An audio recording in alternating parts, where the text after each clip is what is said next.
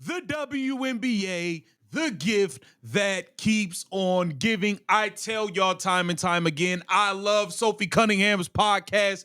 She's always gonna give you nuggets that you have to take from. And boy, did she drop some gems on this one, exposing the fact that there are rules in the WNBA rule book that have allowed players to get away with targeting and injuring Caitlin Clark. She exposed it. We already know Kathy Engelbert has the brain cell of a peanut. We already know Kathy Engelbert has air floating between her ears, and she has been negligent toward these piss poor refs. And this is part of the reason why there's about to be a WNBA RICO. They are going under investigation, and I'm interested to see what findings there are. But we have one half of the Blonde Bombers, one member of Tres Leches, explaining how the rules have allowed people to get away with targeting and hurting Caitlin Clark. Welcome to Keep the Vision. Make sure you like, comment, subscribe, share the channel, hit that bell notification, hype the video. Let's get right into it. We have Blonde Bomber, Sophie Cunningham, talking about the rule book that is allowing players to get away with injuring Caitlin Clark. And we saw Lexi Hull in her Glamour magazine speech where she said the players are having to negotiate for better referees. That is an absolute joke. Why should players have to negotiate in a CBA for better referees? You should just want to have the best referees, Kathy. You actually should want the best referees in your league so you can have the best league, Kathy.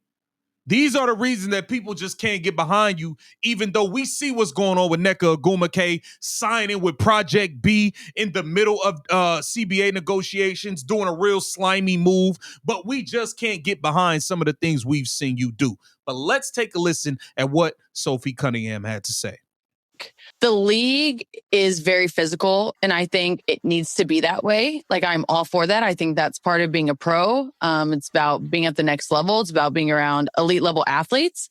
And it's awesome to see strong women being able to play physical and showing young boys, young girls that it's okay to work hard, to sweat, to be physical, but also to enjoy what you do and love what you do. And so for me, I think this last season, I think that when it comes to maybe the physicality around the league, maybe it was a little bit too much. I think a little bit too much, Sophie. It was way too much. All of y'all got hurt.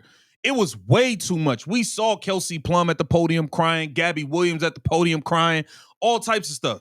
I think that what's considered a foul in the rule book maybe needs to change a little bit. Because the refs always kind of go back like, well, this is what it is in the handbook, and so this is why we call it. But I think that so the WNBA has not updated the rule book, the handbook that these referees claim they are going by. So apparently in this handbook, you can hit somebody upside the head with a sledgehammer. You can slap somebody upside the head with a steel chair.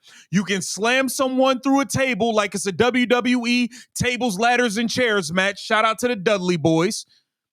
You can do all of these things in the WNBA rule book, and it's not considered a foul. Kathy Engelbert has not taken the time to update the rule book, have conversations with the refs. I don't know. I thought you guys were preaching freedom of movement. I thought I kept hearing this freedom of movement thing being brought up. I don't know what's going on. The handbook maybe needs to evolve a little bit and get with the times, because I feel like the majority of this season was how physical playoffs normally are. So playoff basketball is known to be more physical. You're not going to get calls.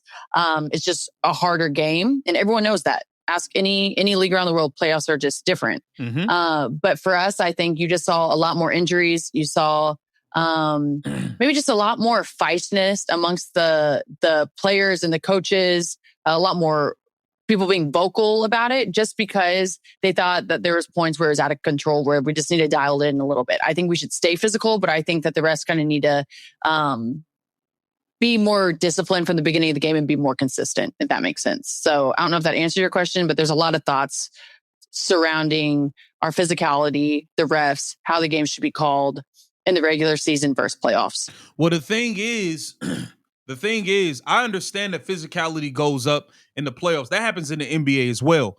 But the WNBA regular season looks like prison. It looks like you guys are outside on the yard. And we kept hearing freedom of movement. We kept hearing we want a free-flowing game.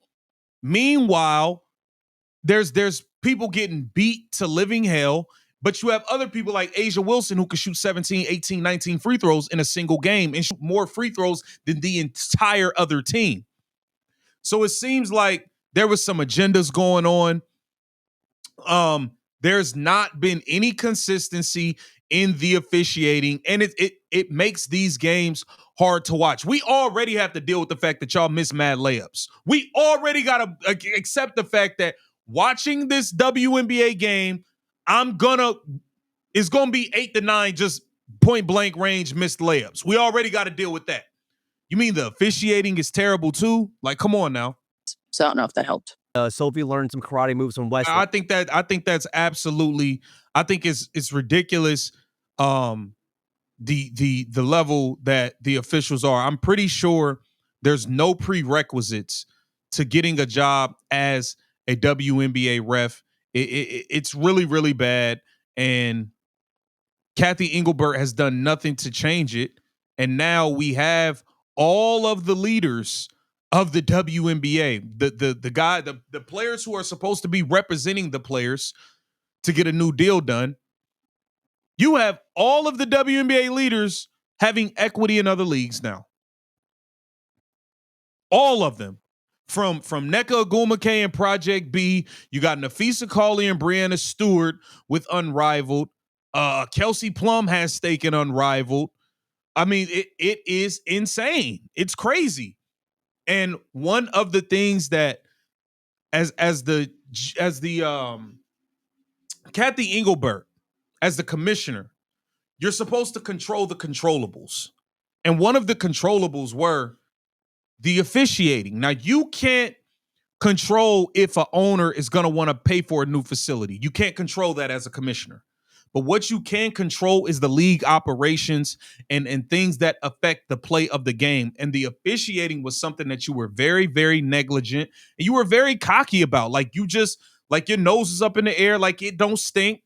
And, oh, yeah, the only people that complain are the people that's losing. Like, no, that's not happens. That's not what happens. And now it looks like the WNBA is paying the price. You allowed them to target and beat the crap out of Caitlin Clark. And now you have to take your medicine. Get down in the comments and let me know what you think about this. This is Keep the Vision. Make sure you like, comment, subscribe, and share the channel.